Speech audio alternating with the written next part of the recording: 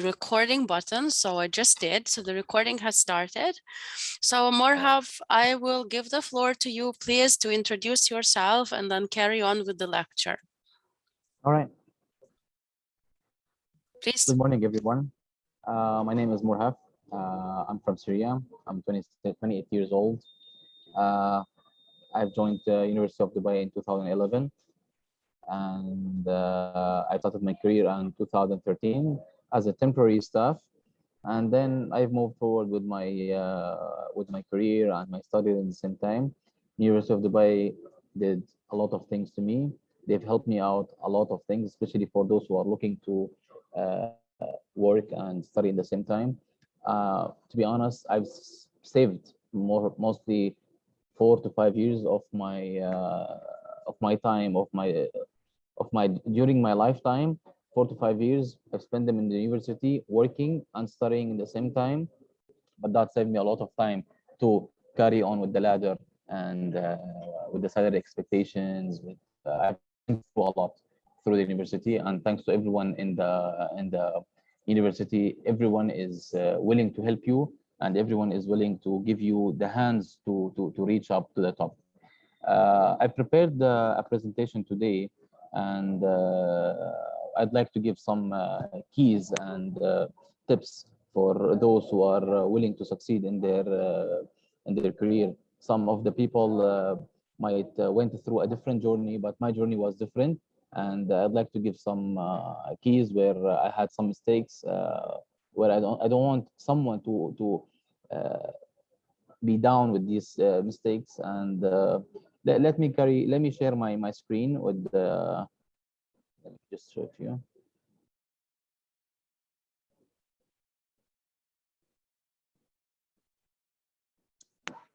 Like this.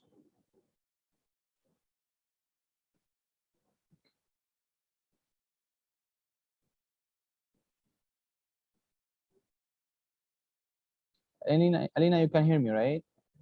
Yes, we can, sure. And we can see your presentation now. Okay, is it clear? Yes, it is very clear. Okay. So let me start with my presentation. I won't be taking long of your time. So this is the table of content.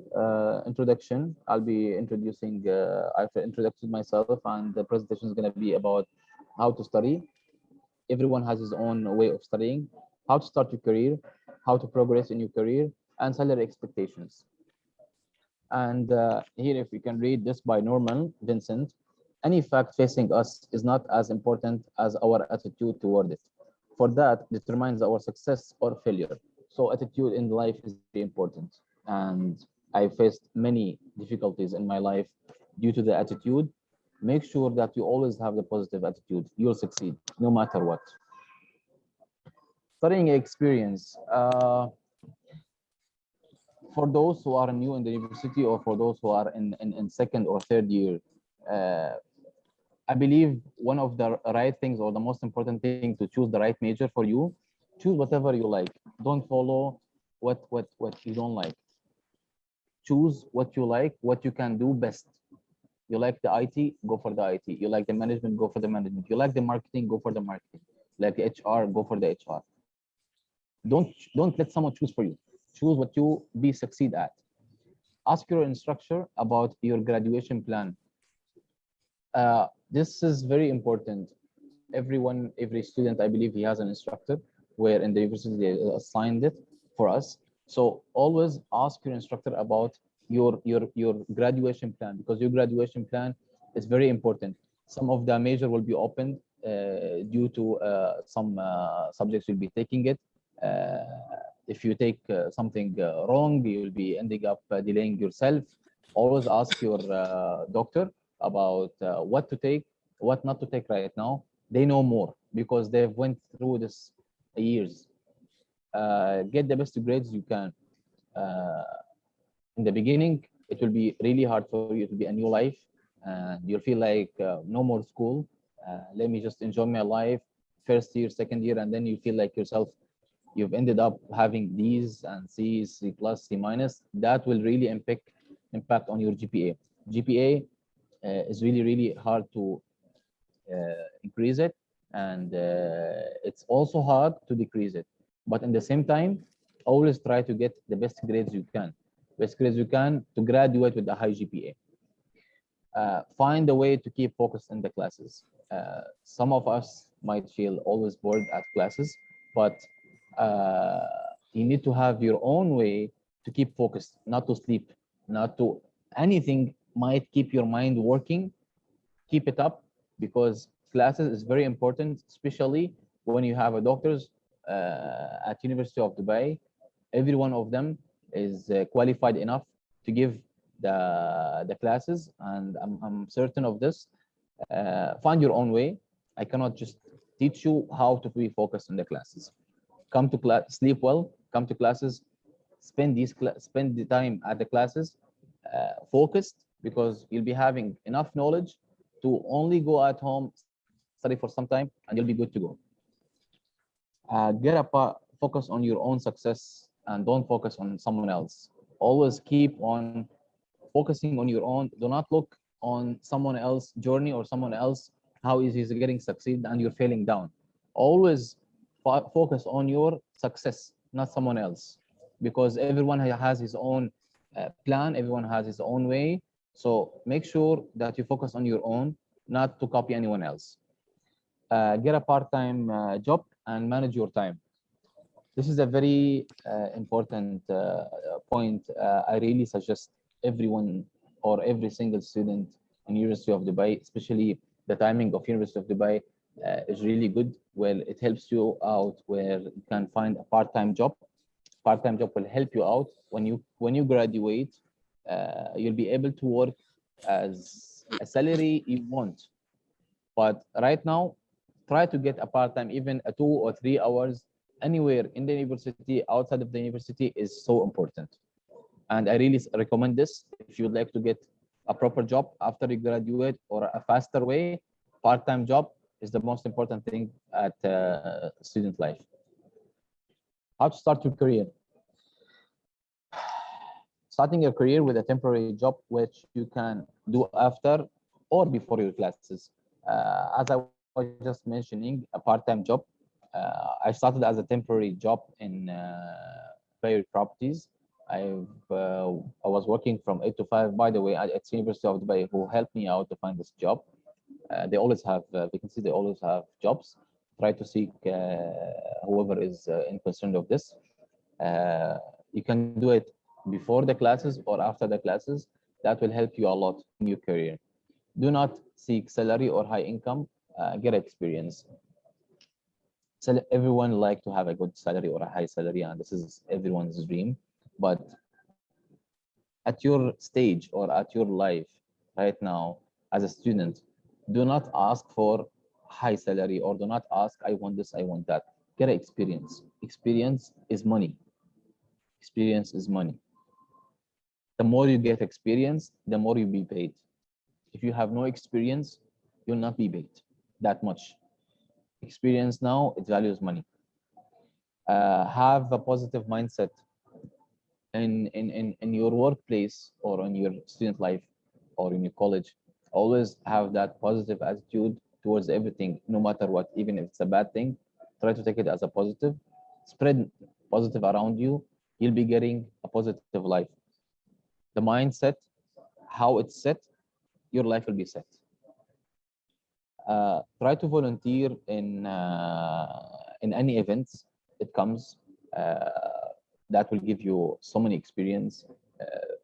Not necessary to be paid, but volunteering is really good. I volunteered in many events at the University of Dubai and outside of the University of Dubai. It helped me out. Expand your network. Try to get always new connections, new people. Get to know people. People will help you out in your career and in your life even. Be patient. Always be patient about what becomes. Always, whatever comes, you have to be patient about it. Do not rush things. Rushing things will never help you out in any manner, even in your exams, even in your life, even in your career life. Rushing things will not really help you out. Be patient. Good things will come at the time. So now let's say that you have started your career and you'd like to know what is most important things that you really have to follow. That's my points, and might be some extra points which I have not mentioned, but there are so many things that you need to do in order, for example, to progress in your career, to grow in your ladder, because the more you grow in your ladder, the more responsibilities you'll be getting and the more tasks you'll be getting. Most important thing, I'll be starting with attendance. Attendance at work is very important. Coming earlier or on time is very crucial, and leaving on time or start or even keeping yourself after the time of your work is really important. If you have something else you did not finish at your work, better to stay for some time, even if you're not getting paid for it. Finish your work and leave to home, but do not leave earlier. Do not come late, because the management will be noticing all the time. Manager, it might go once, twice, thrice, but in the end, they'll figure out that you're getting late, and you'll be warning. You'll be getting warning for that. Work as your employer asks you to. In the beginning of your career, or in the beginning of each position you'll be getting a job description. That job description you need to follow. Whatever the management asks you to do, you have to follow. Do not try to object or try to say, no, I will not do, I will not. That will give an impression to the management that you are not willing to cooperate when the work needs you. This is very important. So try to always follow the change no matter what. Don't guess, ask. Very important point where people start to not being smart or act as a smart, but some people, they have that initiative that I know what to do. I know in this stage I might know what to do. Always, it's, if you're not sure about what's going to happen or what's the process of such a scenario, always ask your manager or ask your supervisor. It's always better to ask. There's no shame in asking. uh, Asking will give you the right direction uh, and the right way. Prove your skills and learn new. Each one of us has his own skills. It was given to us by the God, uh, and everyone has a variant type of skills. So find your own skills, improve it, and work on it. The more you work on your skills, the more you will be valuable for the company.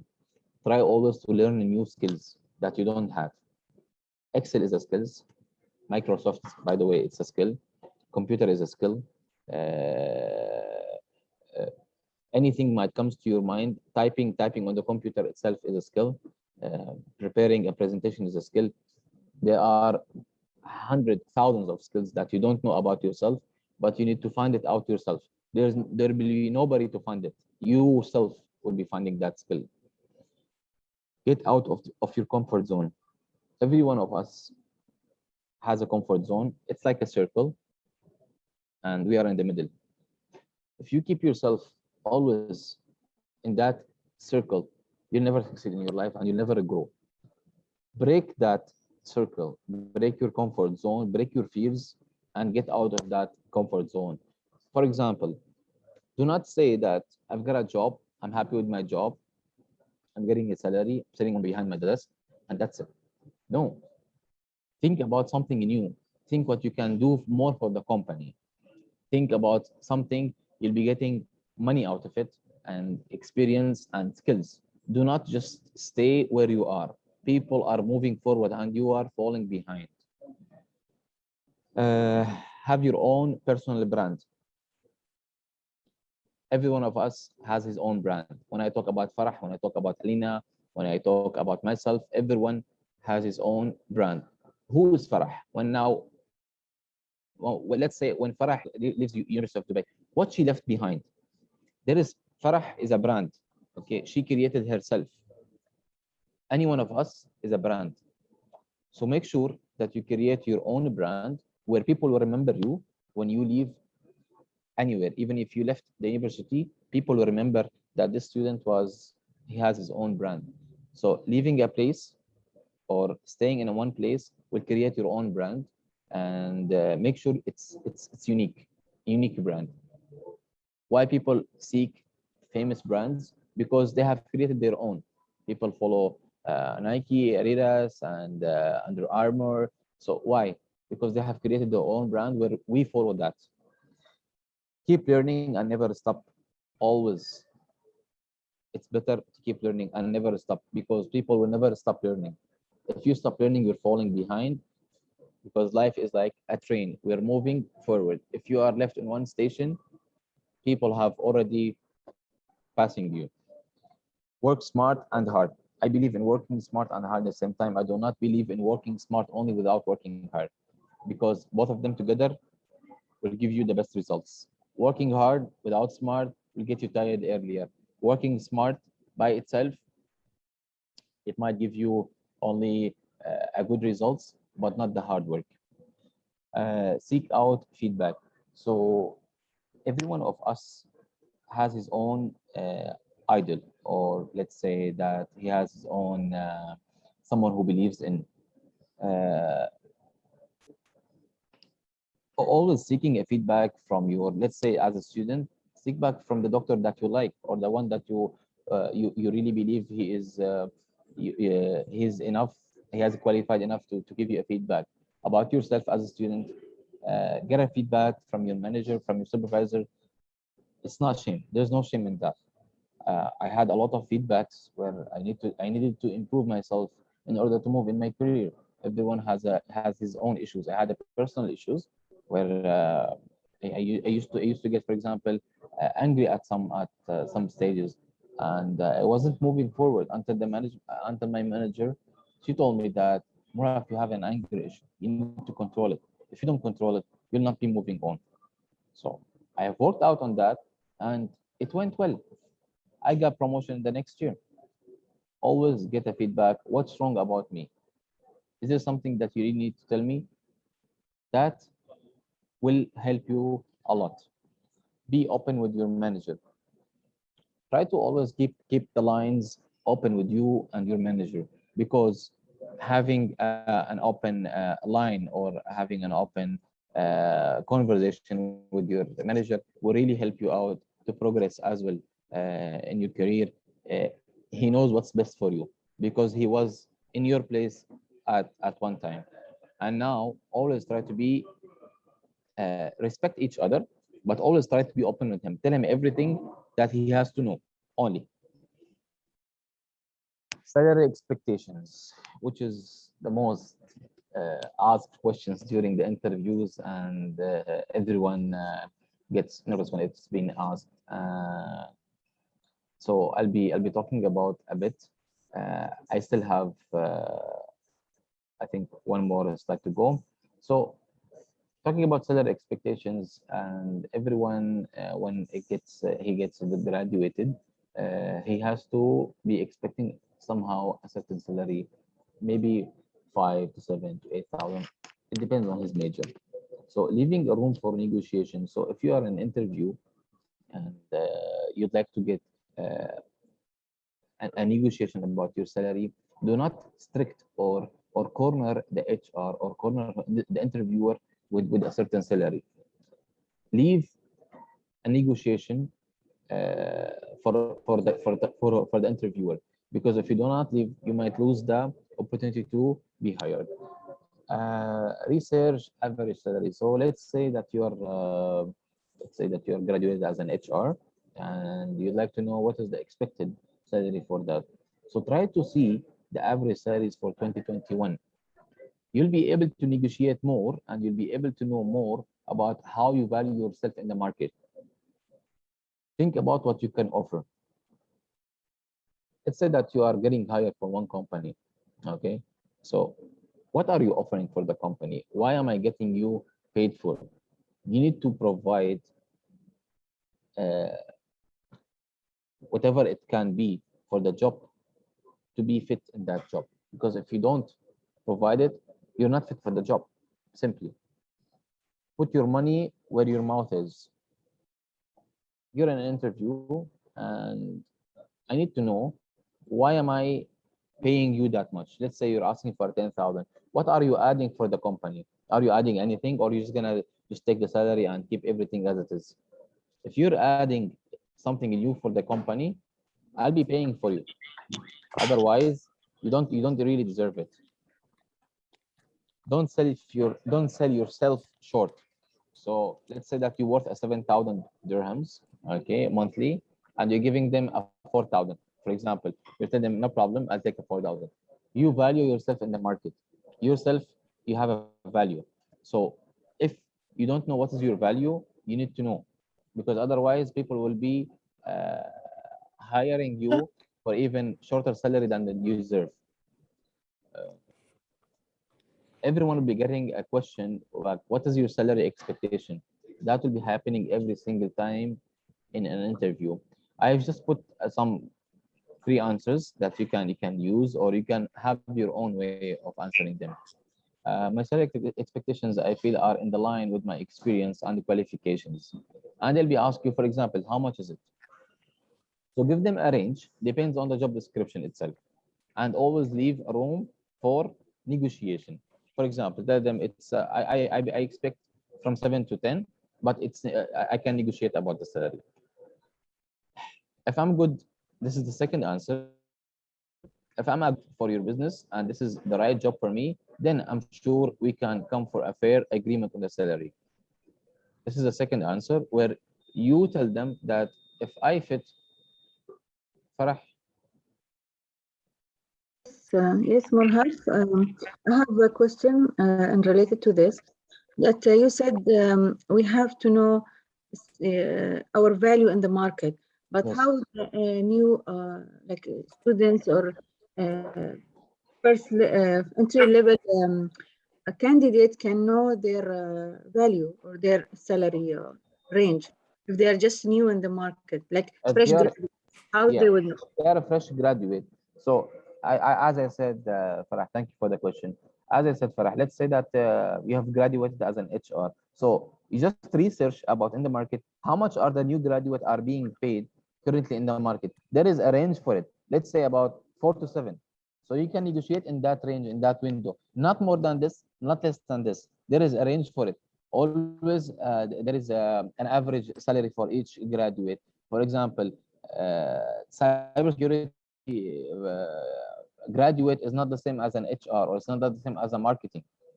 Some majors are getting paid higher than other graduates because of the requirement of the market, of the demand in the market. Yeah, there are so many marketing executives right now, so many HR. You open LinkedIn, everyone is looking for these jobs right now. So you need to know where are we moving forward. Fresh graduate, our expected salary. Myself, I started with 4,500. That's what I have started with, and I was working as from 8 to 5, and I used to work. I used to attend university from 7 to 10. So it depends on everyone if he likes the job or no, and depends always on the company. If it's really a valuable company, I really don't mind to work as an average salary, but not to sell yourself short. Do not get your paid, for example, 2 or 3 thousand as a fresh graduate. That will be really as a temporary job if you want an experience, but do not take it for so long. Experience, as I said, experience is really important, and it will be paid as money in the future. Trust me on this. Get as much as you can in experience. Put it on your CV. You need to dump your CV with experience. What is CV? CV is about experience. Who are you? What have you worked for? What is your skills? What to know more about you? How do you fit for this job? Are you suitable enough for the job? This is CV. This is what includes in the CV. It's not it's not personal information. It's your name and what you have worked in your life, what you have graduated, what degree do you carry with you. So this is the jobs right now in the market, and the market is not something really easy. You have to work yourself really hard in order to get a really good position. And one more advice for you guys, for the students: do not move from your own, for example, employer to another employer within a year or 2 years. Try always to have sometimes at your workplace, give it at least, do not leave before 2 years. If you're good to, if you're not happy, try at least to survive for 2 years, because that will be shown on your CV that you have worked for 2 years or even less. It will give an impression for the interviewer that you are not loyal enough for the company, that will not be staying for so long. You might even lose the opportunity to get hired. These are some do's and don'ts. I've also put it myself. Never adopt a casual attitude at work. Do not act at work as you act as at university or with your friends or with in the neighborhood. Workplace is a professional environment. You really need to respect it and have the correct attitude at work. Do not peep into others' cycle and workstations. So try always, do not go to other people workstations, see what they're doing, try to open conversations with them, ask them what they have done, what they have not done. uh, that will give an impression for the manager, or you might get a complaint that you're wasting their time. It happened with me a lot. Don't open anyone's else notepads, register, or files without their permission. Never touch anything which is not yours, because that will be considered as a uh, theft for the company, and you'll be punished for it. Keep your workstation always clean and tidy. Do not get any complaints from the HR, or don't let anyone to come and tell you that your workstations is not clean. Always keep it clean, steady, tidy. Never هذا student فرح. go ahead, Rubala. Yes, thank you so much for the recognition. Just one question about this slide. It says never criticize or make fun of any of our colleagues. I agree, you're not supposed to make fun of anyone, let alone your colleagues. However, criticism is very important for progress.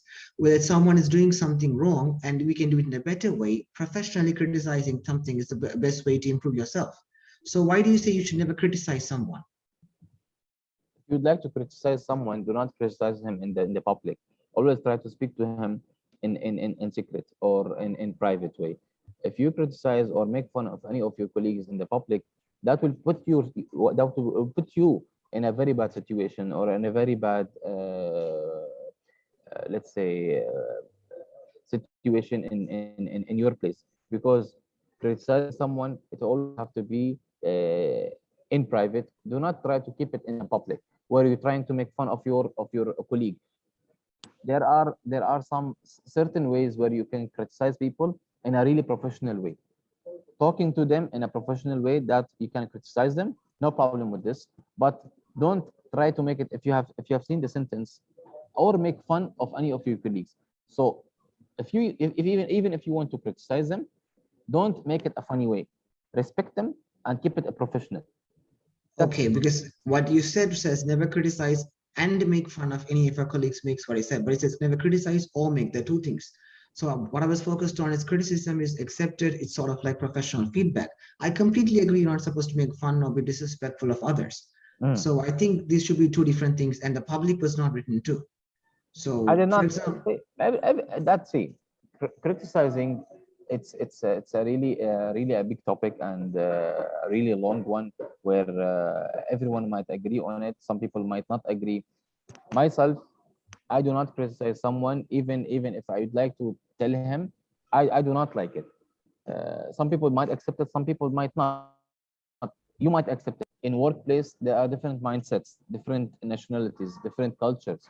People might accept it, people might not. You're working in for example, in an environment where more than 50 nationalities are there. How do you know that this guy, how his mindset is? Why would you criticize someone where you don't expect or you don't know what will happen next? Why would you put yourself in a position where something happened and you never expected? So just put always your criticism in private. I believe so. You okay, can so make it on basically your you're own. saying that criticism is supposed to be in private, not in public. Okay, that's your Yes, opinion. but I did not write it. Yeah, because anyways, working is as a public environment, and there's nothing in secret. So people around you, people will be always around you. People are hearing, people are whispering. So everyone knows what you're saying, and everyone can hear what you are saying, because they will not tell you that we have heard you. They will not say that Rublava that said this. They not come to tell you, but they have know that you have said that. take care of your pitch and tone at the workplace. So this is also something really important. Every Try always to minimize the tone and the pitch that you always talk with your colleagues, managers, and the higher management. Everyone uh, has his own tone or pitch. He needs to control it no matter what, even at the worst scenarios.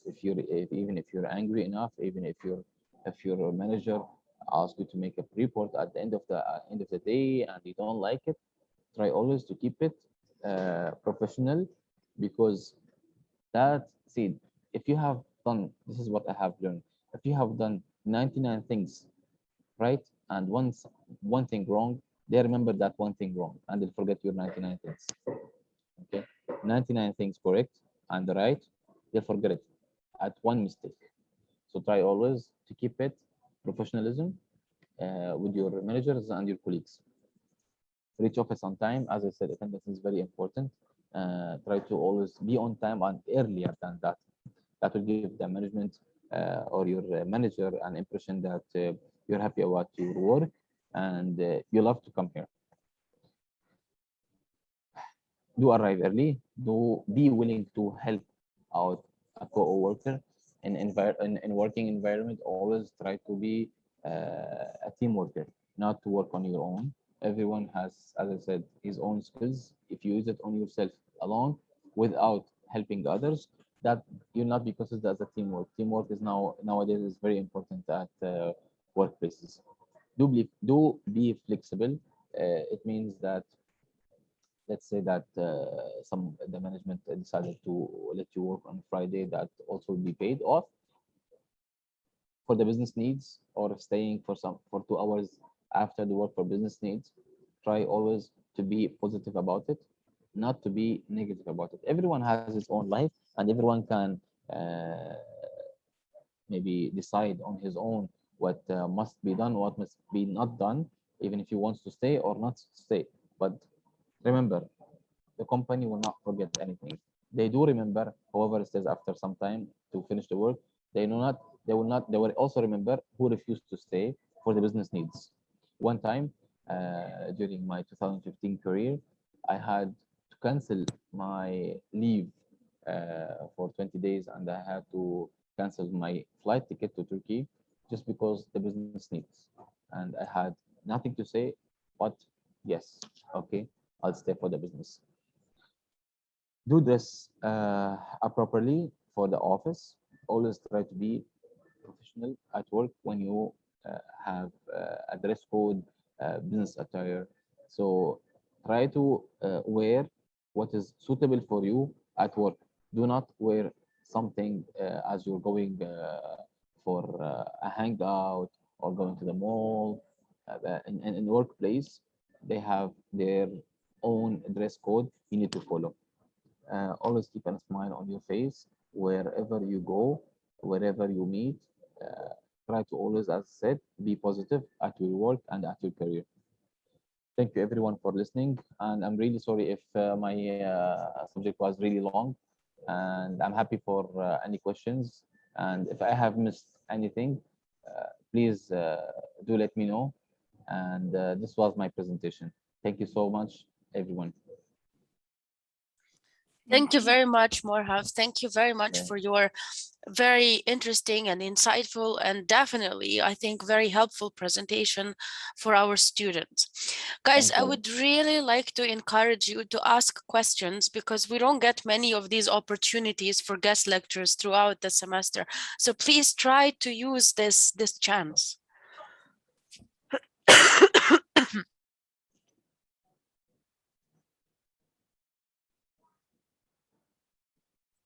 Do we have any questions for our guest speaker? Ruben, did you have anything else you wanted to ask? Uh, Basically, the only thing I wanted to ask is what kind of communication skills are needed in the workplace when you're talking to people from different branches? Because they have different backgrounds, they might not understand technical vocabulary and stuff like that. How should they communicate with people from different departments in the workplace? See, Rubal, it's a really interesting questions which I really cannot uh, I cannot tell you on each culture how you can answer them or how you can communicate with them. But I think there is a subject in the university called communication skills, where we can communicate with people. In see, as you said, there are some cultures, there are some nationalities. You need to know how to talk to them, but I cannot really teach you how to, because every one of them keep keep it let's say keep it always professional, and always keep it in there's nothing outside of the workplace. So keep everything as in your work. For example, always keep the subjects at the work. There's nothing else. uh, in communication skills subject or course, you'll be able to know, or you'll be able to communicate more with people. And trust me, Rubal, the more you communicate with people, the more you'll be knowing more about them. Do not go more of your communications with people where you don't know more about them. And always, if you're afraid to communicate with someone who you don't know about their culture a lot, make a research. Not research, I'm I not mean. talking, actually, my question was different. It's not about culture. My question was about people in different departments. Now, you were in finance, if I am not wrong. You work in finance department. I'm not in the finance. No, But I'm real estate. So what is your question exactly? okay, So let's say a so give firm me an has different example. departments. They have accounting, they have human resource, they have finances, they have IT. Now you're in one department and I want to talk to someone else. And I have these technical words I want to convey to the IT staff, let's say, because I Okay. want them to understand to design a software to do my finance work. How can I Okay. communicate with people who do not understand the technical vocabulary that I'm using? How can I make sure that there is no miscommunication between different departments inside an organization? Because every department has a specialized vocabulary, you call it jargon. How True. can we dumb down this jargon and communicate in a professional manner with people in other departments? If Rubal, once again, if you're communicating with a different department, that you need them to understand what you're trying to say. If that guy is not able to understand his job, so there is something wrong with him, not with you. So delivering a message, if you're delivering the correct message to them, that's something really important. If they're not able to receive the message correctly, that's their mistake or their problem. Seek someone else. Well, what I I'm can saying add is, here, may I? I can add sorry. here that if we want to, like, I am from IT and I want to communicate something to finance. So Yes. the IT terms, the finance might not know what does it mean. Yes. For me as an IT, I can explain to them in a way that everyone can understand, because they did not study IT terms, so they might not know. Like a doctor, when he explains the sickness to he diagnoses the illness to the patient, he will not use that thick medical terms. He will try to explain what is that. So I think it's the same that we can use in organizations, where we can explain. We cannot use the terms with other departments because they might not understand. Like Yes. the finance, if they talk about the correlation or this or that, the other department will not understand. So you convey the message in a very simple way so the other person can understand. Understand it. Yes. Don't think, Rubal, don't think that everyone understand what you understand.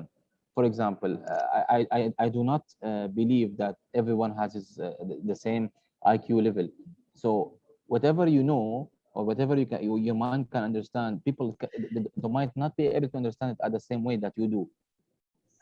Thank you so much. Just to comment, nowadays they don't consider IQ tests. There's something called fluid intelligence. There are 7 kinds of intelligence. Yeah. So basically, IQ is a subjective term. Are the different kinds of intelligence. So some people have got other things. So there's nothing called IQ anymore. So what is the new one you said? You just Fluid Intelligent. intelligence. There are 7 kinds Intelligence. of intelligence. what is that? The name? There are Sorry. 7 kinds of intelligence, fluid intelligence. One is arithmetic skills, verbal reasoning, spatial listening, perceptual speed, comprehension, emotional intelligence, and also they have something called inductive reasoning. They don't have anything called IQ anymore, because IQ helps you recognize only patterns. That's just one kind of skill. Okay. So nowadays, so there's nothing called like one IQ thing. There are different categories. People are better at different things. So Good to know. Yes. Thank you for the information, Rubal. Really important one. Morhaf, Yes, Alina. if you allow me, please, just a few minutes. I've had some little comments and questions here and there, so I've kept them till the end. Sure. One of the critical things you said, and I cannot stress enough how important this is. You spoke about graduation plan, and you said, ask your advisor. Yeah, the issues that we're facing, unfortunately, every semester without exception, is that students leave this till the very end. And I think this course, which is a 200 level course, is a really good place to say this and to send this message to the students.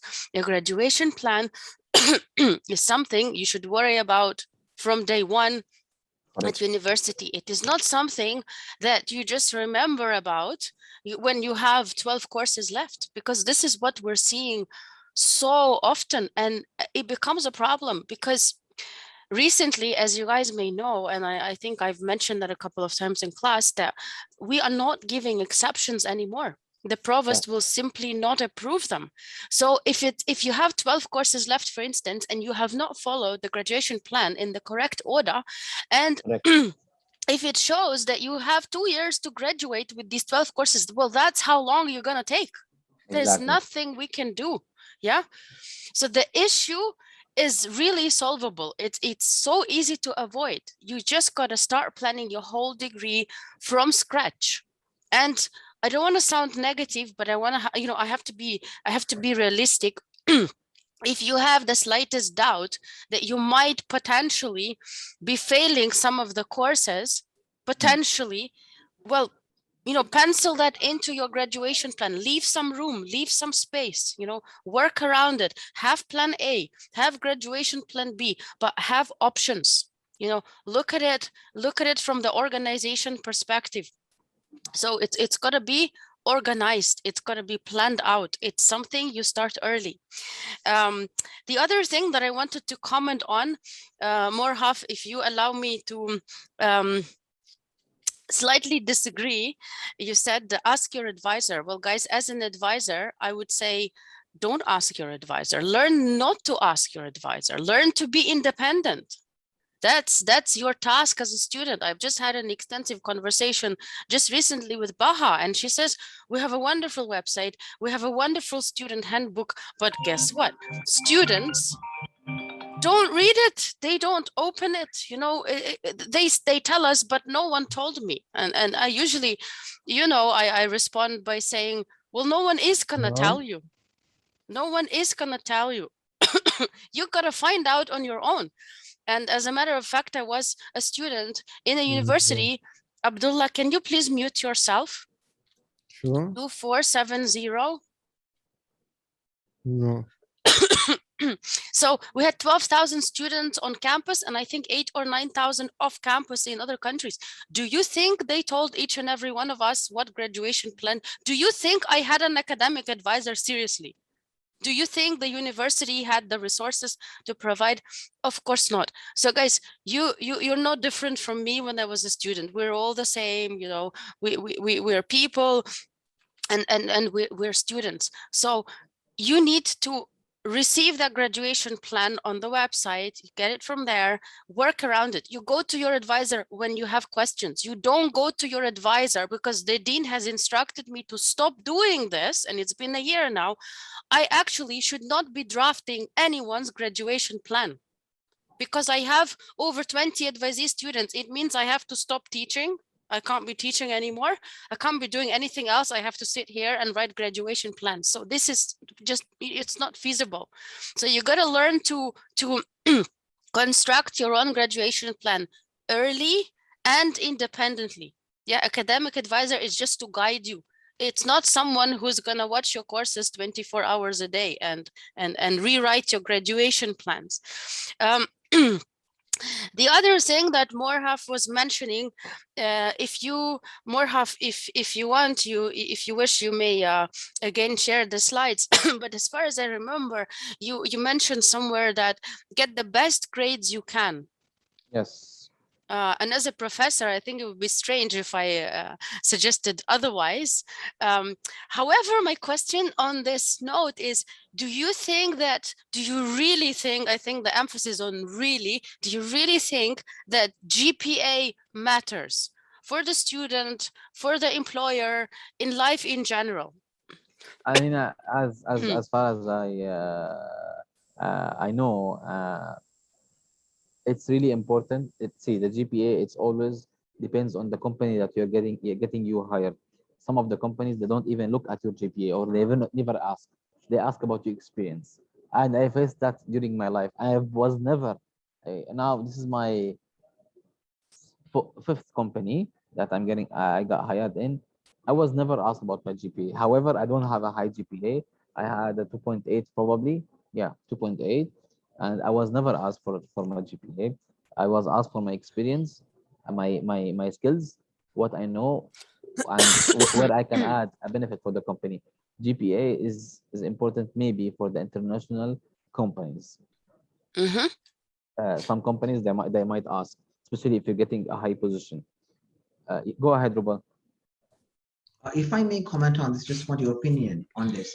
If I'm not wrong, from my understanding, if someone has a very high GPA or high grades in class, that doesn't mean the person is smart. It means that the person does the work Exactly. and follows he does what was expected of him. Yes. So it doesn't mean the person is smart. Just because one person has a 4.2, other person has a 2.0, doesn't mean the person with a 4.2 is smarter than the person with a 2.8. Correct. But if you have a 4.2 or an 8 in a class, that means you understand the vocabulary that will be used in that field. So you'll be able to communicate with other people in the field. What's the point of memorizing all these terms in the workplace? You can look it in the internet. But if I'm in a Yes. meeting, I cannot go up and when I'm in a meeting with you, like you asked me a question. If I go right now and start searching for words, how would that work? That's why we have to do study, and getting the good grades means I know all the terms, I know the vocabulary, so I can easily understand what someone else in my field tells me. So I Correct. think that is where the grades come in. That's for professional communication. Otherwise, grades are not a measure of anyone's intelligence or abilities otherwise. So do you think what are your thoughts on this matter? I believe, Rubal, I believe not everyone who gets a high GPA is good at work, and not necessary that whoever having a low GPA who will be failing at his job. Myself, maybe I was not that 3.8 or 3.9 GPA student, but during my career I've succeeded, and the positions that I have got, I know people where they graduated after me. My salary was even double their salaries. What because of what? Because of how you work, of your skills, of how you succeed at your journey, at your career. If you do not succeed enough, or you don't know how to progress, you'll be falling behind. I'm telling you this. Even if you get a 3.9, no matter what, if you don't know how to work, your 3.9 GPA means nothing for the company. You do not add value with your GPA if you don't know how to work. So really, Rubel, thank you for your comments. It's really valuable, and I really like what you're saying. But that being said, I'm not against grades or GPA either, because it's Nobody something to against. measure something, right? Nobody against it. Yes, but it's just that it's to measure your ability to communicate in the workplace professionally. Otherwise, it's not very useful. It's like a I driving agree. license. Just because someone has a driving license doesn't mean Exactly. the person will be a good driver, right? I know Exactly. some Correct. people. I have a driving license in Sri Lanka. I'm a very bad driver, honestly. I hit an unmarked police car in Sri Lanka. Good driver. I'm very bad at driving. So I passed the test. I studied, yes, but in real life, I'm a terrible driver. So I think these grades in universities like a driving license, but that doesn't mean the person will become a good driver. That being said, I'm not against university or grades. I myself am a excellent student, I believe. What do you think, Professor? Yes, Ruben is one of those very exceptional students that we should frame and put on the wall. Definitely, there's no doubt on that. And he has GPA of 4 out of 4. I think you figured that out. So yes, I agree with you guys. And if I could add, I would just say to the students, no, guys, I don't want you to get the highest grades, the bestest grades out there. I want you to get the most knowledge you can get. I want you to get, you know, as many skills as you can get. I want you to improve on a personal level as much as you can get. I really want you to focus on your communication skills. I do internships almost every semester, and this is what I keep hearing from each and every employer, each and every semester, most probably each and every student: communication skills. Okay, this is what we really need to work on. Another comment I wanted to make, it's taken me 5 years to get there. Staying late at work, Morhaf, if you can take us please to that slide of yours.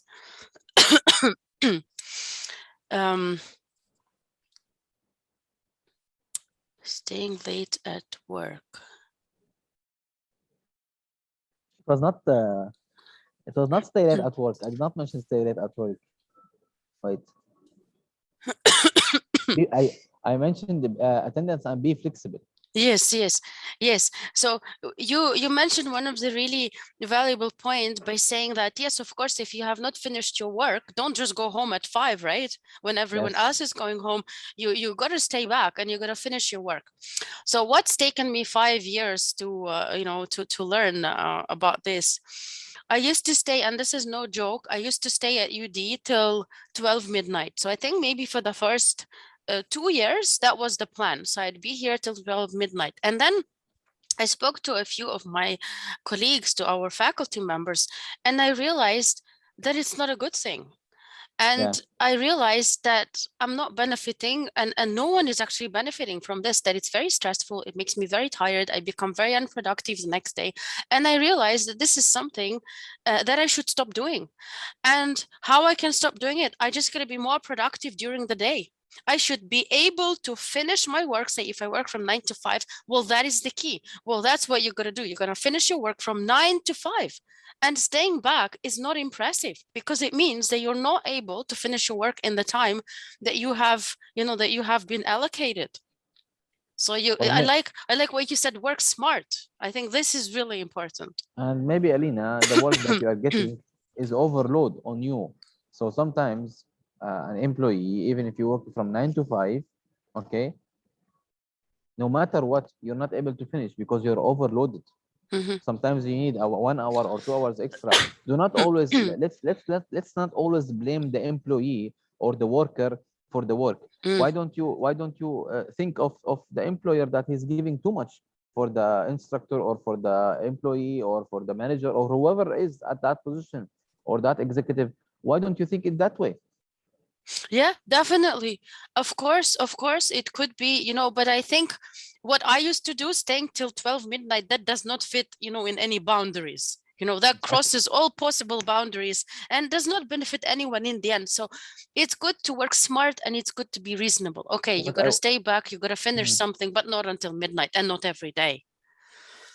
I was referring maybe an half an hour, a 1 hour extra, but I was not referring to a 6 hours. That's overload. That's too much. Yes, exactly. And I also wanted to ask you, from your personal experience, you mentioned about casual attitude at work. I think you have it in one of your slides later on. Never adopt a casual attitude at work. What do you mean by casual attitude at work? See, Dr. Alina, so people at work or at your career, I might be with you as a Dr. Alina. Let's say that me and you are friends, okay, outside of that work, and I have that attitude with you that I can joke with you, I can have fun with you outside of the work. But when it comes to work, let's say that I'm not saying not have fun at work, because work is a really long hours, and you need to find your own way of having fun, but in a way where you don't affect others, you don't affect your work.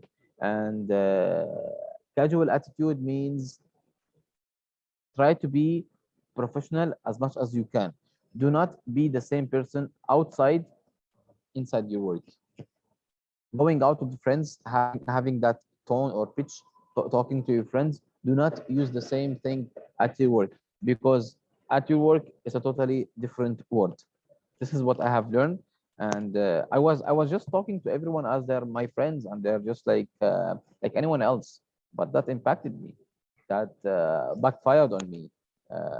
Morhaf is not professional. Morhaf has a very bad attitude towards work.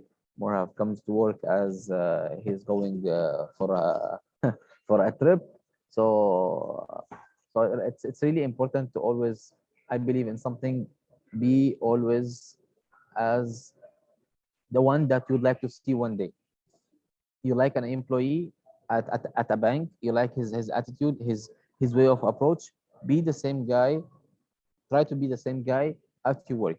So casual attitudes means, let's change it to be have a professional attitude in terms of at work.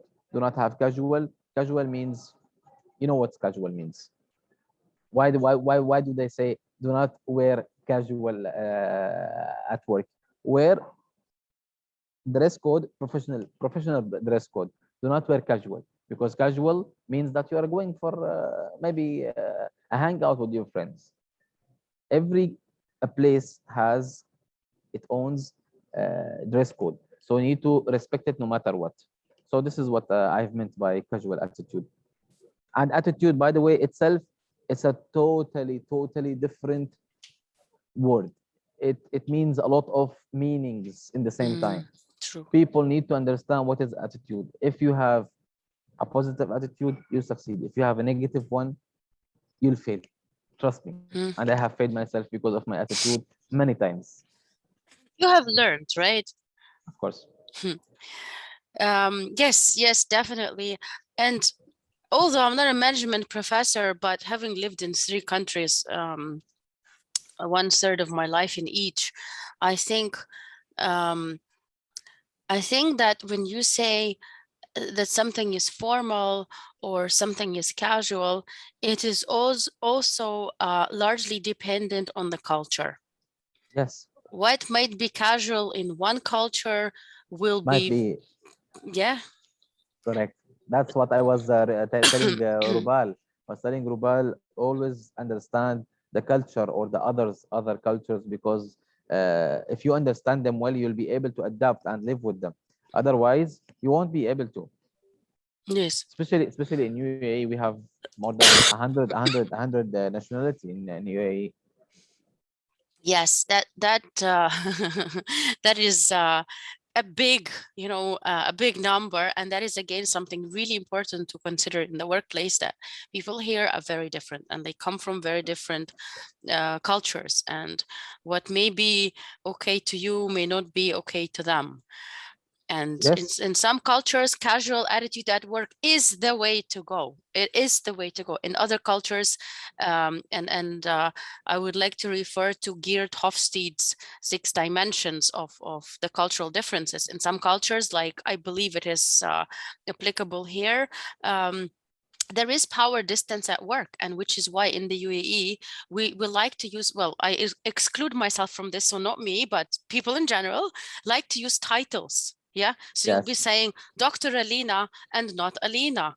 Okay, but for example, for me, I feel this is too formal. Yes, I prefer to not be called, honestly, not be called Dr. Alina. I think it's too formal. We don't need to go that far. I think it's just it's okay to call each other by the name. I call Yeah. the dean Amr, not Professor Amr, not Dr. Amr. And so that's what I mean. There is no wrong or right. You just gotta figure out what works in your workplace, what works with one person and what works with another person. Some faculty members I noticed that we have at UD, Farah, you may have noticed the same. They do like titles. Yes. You got to Yes. call them by the title, or else you get a bit of a look, and then you're like, okay. And some, like myself, like Amr, we don't really, I don't want to say need titles, but we just don't believe in them that much. We're comfortable without them. Ruben, you wanted to say something. Yes, Professor, about this, Professor, like you said, for example, if I was in a court of law, you're supposed to address a judge as Your Honor and a Supreme Court judge as My Lord. It's required by the norms and the laws in the court. So sometimes titles are required as per the laws. And I just stick to the titles to make sure people are comfortable. And just to comment on the Hofstadter's framework, you told analyzing cultures, uncertainty avoidance, power distance, individualism versus collectivism. Basically, people want to have a sense of belonging and people want to make a sense of meaning of the life that we have. So to make a sense of what is going on, then we get together as groups and we create these norms and stuff like that. So there's something for us to make sure these traditions go on. Who am I is the question asked by everyone. So that's why there are these different forms of people and different norms and rules. So, but all of them serve the same purpose. All of them answer the question, who am I? They all give as a way to look at the future. That's how we know the difference between right and wrong. Morality depends on society that you're in. Right and wrong depends on the culture, the country, the laws. So basically the three things. One, who am I? People want to have a sense of belonging. Two, they want to have a sense of direction. So these norms are there to have a sense of direction. And the third is these norms are there so that we can make decisions. If you don't have these norms and organizational culture, how can we make decisions? Companies make decisions a lot of time based on this because ethics is a part of this organizational culture. So does that make sense, Professor? Yes, yes, absolutely. It Absolutely. makes sense. Recently, if was someone, not recently, if someone reads in the news, Imar was they have removed and applied all the titles, starting from the chairman and the Oh, CEO. really? Yes. Oh, wow. Interesting. So there is nobody has a title now in Imar, and even the CEO himself. Wow. So you So will you not be just able call him, sorry, Morhaf, you call him just the CEO, him or her, you call them by a by their first name. name? Yes, they don't have they Wow. don't have a titles anymore. Even if you go Wow. on LinkedIn, some of the employees they have removed, for example, executive blah blah blah or senior manager. They have only put their names and without positions. So no more. Wow. Yeah, it Well, I was in don't the think it's news. very helpful to just remove the whole position name because you might want to know, who you're talking to sometimes. Just okay, they've taken it to another level. Rubal But Rubal yeah. has Rubal has a very valid point if you're talking worldwide now, companies will not be able to move without titles. So how am I?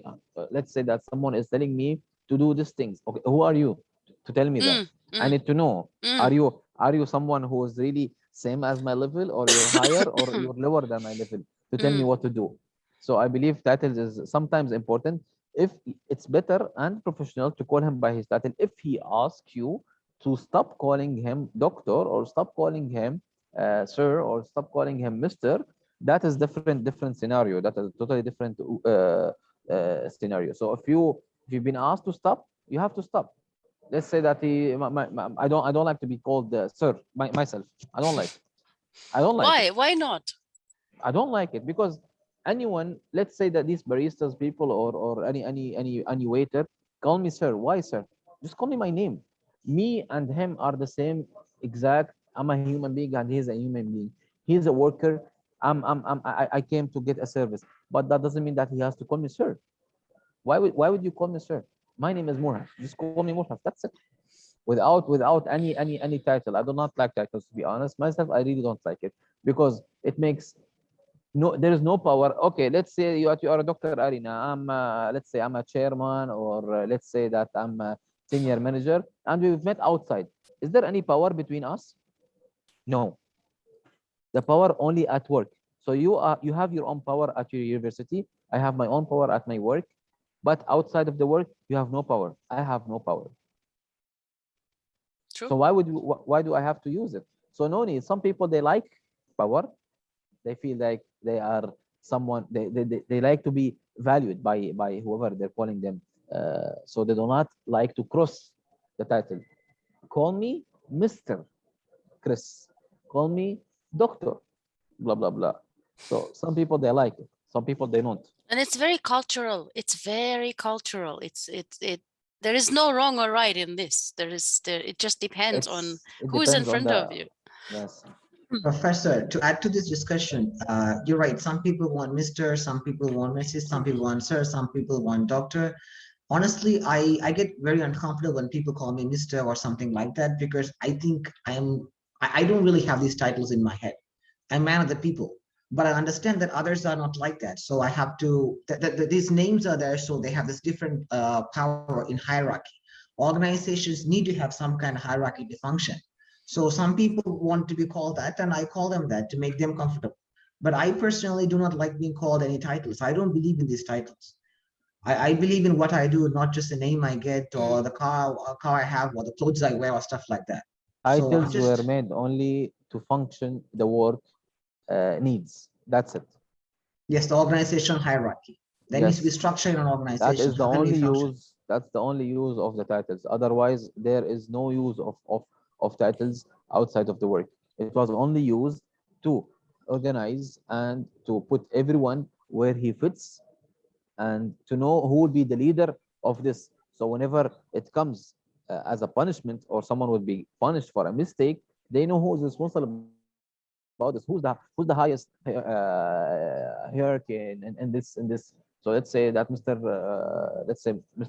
X, he is the one who's responsible about it. Who follows him? So this is what the hierarchy was made for, and this is the reason for it. Otherwise, there is no use of titles. Myself, as I said, I don't like it. Yeah, when I see people who work like even menial jobs, I get uncomfortable when they call me sir or Mr. or something like that. I really do not like personally being called by any titles.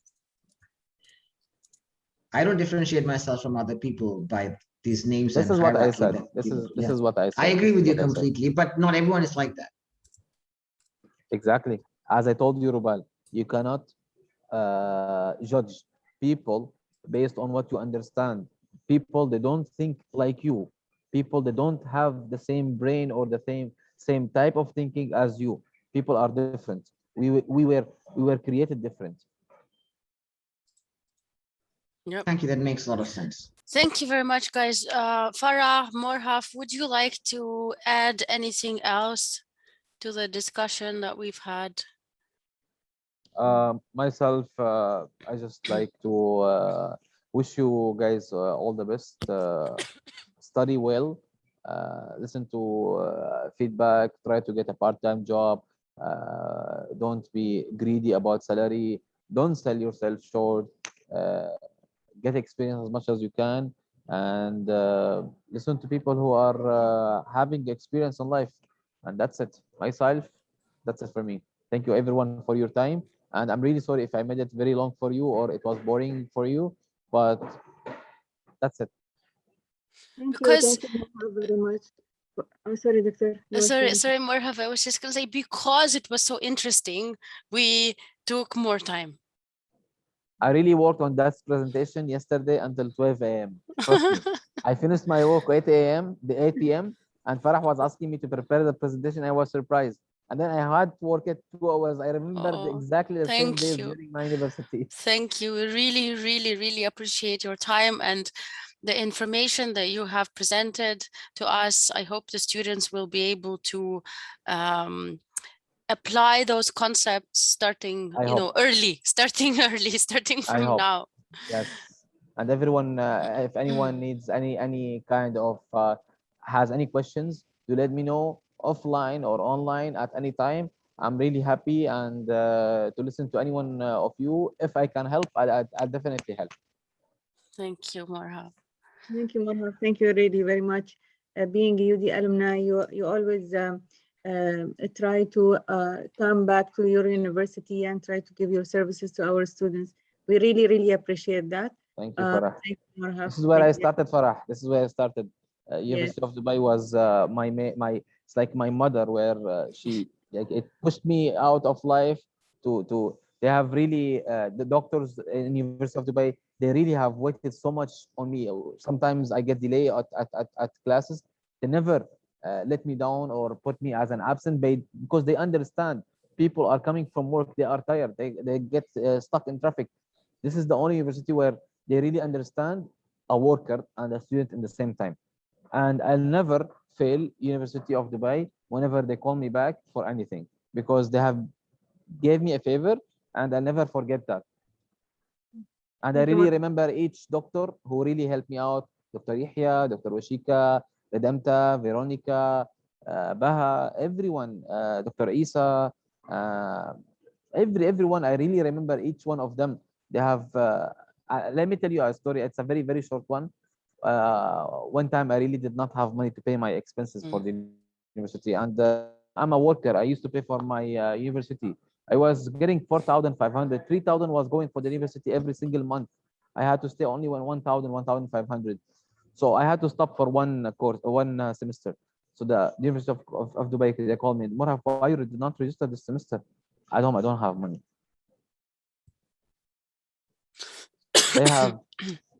They have taken an approval from, it was the previous head of university. I really forgot his name.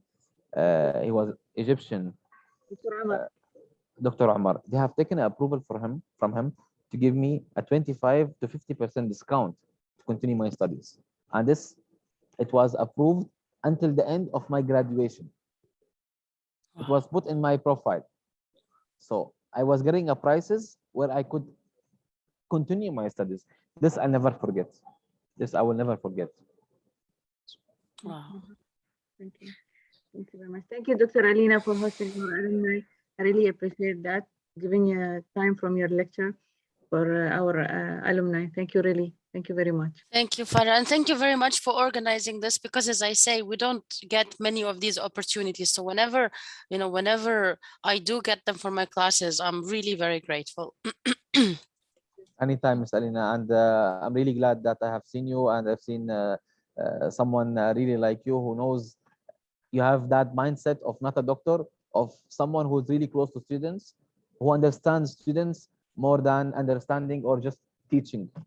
Thank you. Thank you, Morhaf. You're very close to students, and I have noticed this.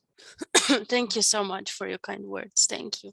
Thank you, guys, to those of you who listened and who participated with us. Let us please take a break. I'm stopping the recording.